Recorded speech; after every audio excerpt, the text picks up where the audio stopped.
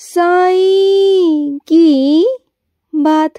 बच्चे, आज से ठीक 1 महीने बाद मेरे बच्चे, तुम देखना तुम्हारे जीवन में कुछ बदलाव होने वाले हैं मेरे बच्चे। कुछ ऐसा होने वाला है जिसका तुम्हें बहुत दिनों से इंतजार था मेरे बच्चे।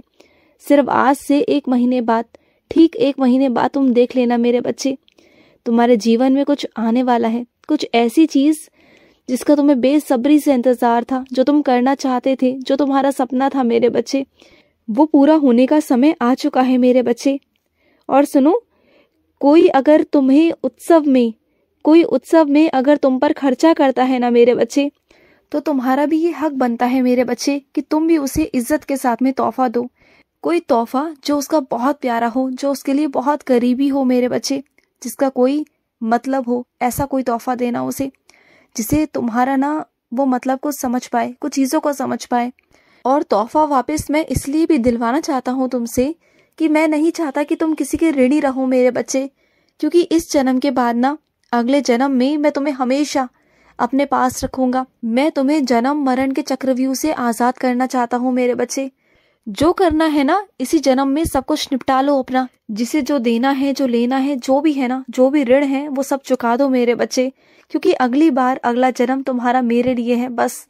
वैसे तो ये जन्म भी मेरे लिए है, लेकिन इस जन्म में तुम्हारे ऊपर बहुत सारी जिम्मेदारियां भी हैं, लेकिन अगला जन्म तुम्हारा होगा मेरे साथ। तुम वैसे भी कहते हो ना कि बाबा मुझे इस दुनिया में नहीं रहना, मुझे आपके साथ रहना है, आपके साथ जिंदगी बितानी है, आपके साथ रहना है। तो ठीक है, अब ऐसा ही होगा, तुम मेरे साथ ही रहोगे मेरे बच्चे। और सुनो, अगर कोई बहुत प्यार करता है ना तुमसे, और तुम्हारे प्यार के लिए कोई बहुत खर्चा भी करता है ना अपनी हैसियत से बढ़कर मेरे बच्चे, तो उन चीज़ों पर ध्यान देना बहुत ज़रूरी है मेरे बच्चे। अगर तुम्हारा कोई मित्र है, अगर तुम्हारा कोई अपना है जो तुमसे बहुत प्यार करता है, और प्यार करता है उसके साथ साथ वो तुम्हारी हर ज़रूरत को पूरा करता है, तुम्हारे लिए ध्यान रखता है मेरे बच्चे, तो उसका ध्यान रखना भी तुम्हारी जिम्मेदारी है। तो उस इंसान से उतना ही खर्च करवाओ जितना ज़रूरी है मेरे बच्चे, कम से कम खर्चा करवाओ उसका। मैं नहीं चाहता कि किसी की भी बेफिजूल खर्ची हो मेरे बच्चे, जानते हो ना। और जहाँ पर पैसों की बर्बादी हो, ये तो तुम्हें भी पसंद नहीं है ना, तो ये मुझे भी पसंद नहीं है मेरे बच्चे, तो उन्हें वहीं रोक दो। और सुनो मेरी बात को, जहाँ चीज़ें खरीदने के लिए ना सामूहिक में अगर योगदान दिया जा रहा हो ना, सभी लोग दे रहे हों, तो तुम्हें भी देना चाहिए मेरे बच्चे, तुम्हें भी भागीदार बनना चाहिए, उसका योगदान देना चाहिए मेरे बच्चे। ऐसे तुम पीछे नहीं हट सकते। अगर सामने वाला कुछ चीज़ें कर रहा है ना, तो तुम्हारा भी फर्ज है कि तुम भी करो मेरे बच्चे, उसमें तुम भी अपना योगदान दो, चाहे कम दो ज़्यादा दो, लेकिन दो मेरे बच्चे, तुम्हारा फर्ज है ये। और किसने कहा तुमसे कि तुम मेरे मंदिर नहीं आते? हाँ, किसने कह दिया? जो कोई कहता है तुम मान लेते हो? हाँ, ऐसा नहीं होता मेरे बच्चे।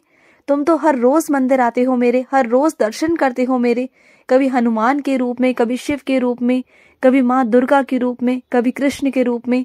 तुम तो हर बार मेरे मंदिर आते हो ना, जब भी उस मंदिर के सामने से गुजरते हो, तुम्हें वहां उस रूप में मेरे दर्शन हो ही जाते हैं ना।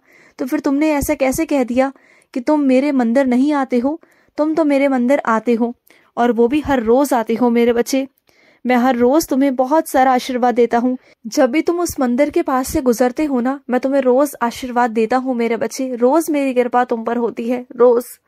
और सुनो मेरे बच्चे, कोई सड़क, कोई जगह ऐसी है जो बहुत भारी है मेरे बच्चे, वहां से ना ध्यान से निकला करो। तुम जानते हो ना, आए दिन उस सड़क पर, उस रास्तों पर दुर्घटना होती रहती है, जानते हो ना इस बात को। तो उस जगह से जब निकलो ना, तो मेरा नाम जाप करते हुए निकला करो, ऐसे मत निकला करो। मेरा नाम जाप तुम्हारे मुख में होना चाहिए मेरे बच्चे, या फिर मेरा कोई भी मंत्र जाप, ओम साई रक्षक शरणम, ओम साई रक्षक शरणम, ओम साई रक्षक शरणम, ऐसे बोला करो, और तब उस रास्ते से निकला करो। ऐसे ही वहां से मत जाया करो मेरे बच्चे, बिना किसी चीज के ऐसे मत जाया करो। थोड़ा डर है ना तुम्हारे मन में भी, क्योंकि कई बार तुम्हारे साथ में भी वहां दुर्घटना होते होते बची मेरे बच्चे, जिसे हर बार मैंने बचाया तुम्हें, तुम जानते हो। और ये बात तुम्हें पता भी है कहीं ना कहीं से अंदर से कि हाँ, तुम्हारे साथ भी दुर्घटना होने वाली थी, लेकिन तुम्हें किसी ने बचा लिया, और वो मैं था, तुम्हारा बाबा था मेरे बच्चे। और जो तुम्हारी आगे की जिंदगी है ना मेरे बच्चे, ये बहुत खूबसूरत होने वाली है, बहुत प्यारी जिंदगी है तुम्हारी। बस तुम ना उम्मीद मत रखना, कभी किसी से उम्मीद मत रखना, कभी नहीं मेरे बच्चे। और मैं तुम्हें ना ऐसे लोगों के बीच में भेजूंगा जहाँ बहुत अपनापन हो मेरे बच्चे। लड़ाई झगड़ों से दूर रहना मेरे बच्चे। जहाँ प्यार है ना, बस वहीं भेजूंगा तुम्हें। और तुम्हारी जिंदगी से, तुम्हारे अंदर से जो ये कड़वाहट वाला स्वभाव है ना, इसे निकालूंगा मेरे बच्चे, और निकाल कर दूर फेंक दूंगा। तुम्हें बस प्यार वाले लोगों में भेजूंगा। ऐसे लोग होंगे ना, वो इतना प्यार करेंगे, इतना अपनापन तुम्हारे लिए होगा ना, कि तुम सारी नफरत, सारी कड़वाहट को भूल जाओगे और तुम बस प्यार ही प्यार करोगे। अपने साईं के रंग में रंग जाओगे। तुम जहां देखोगे, जिसे देखोगे ना, उसमें तुम्हें साईं दिखाई देंगे मेरे बच्चे, तुम देख लेना। और हर रोज ना मेरा ध्यान किया करो।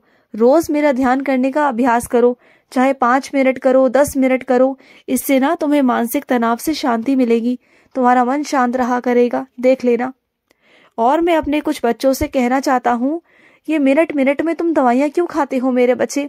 मानता हूँ कि तुम्हारे शरीर में बहुत दर्द रहता है, लेकिन इसका मतलब ये तो नहीं ना कि तुम जरा सा दर्द हुआ कि दवाई खा लो, जरा सा हालत खराब हुई कि दवाई खा लो। हर चीज का तोड़ दवाई तो नहीं है ना मेरे बच्चे। तुम हर बार बस दवाई पर ही जोर देते हो, और जबकि मैं कहता हूँ कि दवाई मत खाओ, मेरी उदी जल लो। उदी जल लोगे ना तो सब कुछ ठीक हो जाएगा। अगर दवाई लोगे तो नुकसान हो सकता है मेरे बच्चे। चलो कोई बहुत बड़ी बात हो, असहनीय बात हो, तब समझ आता है कि तुम दवाइयाँ खा रहे हो। लेकिन छोटी मोटी बातों के लिए, छोटे मोटे दर्द के लिए, जरा सा सर में दर्द नहीं हुआ कि तुमने तुरंत ही दवाई खा ली, जरा सा पेट में दर्द हुआ कि तुमने दवाई खा ली।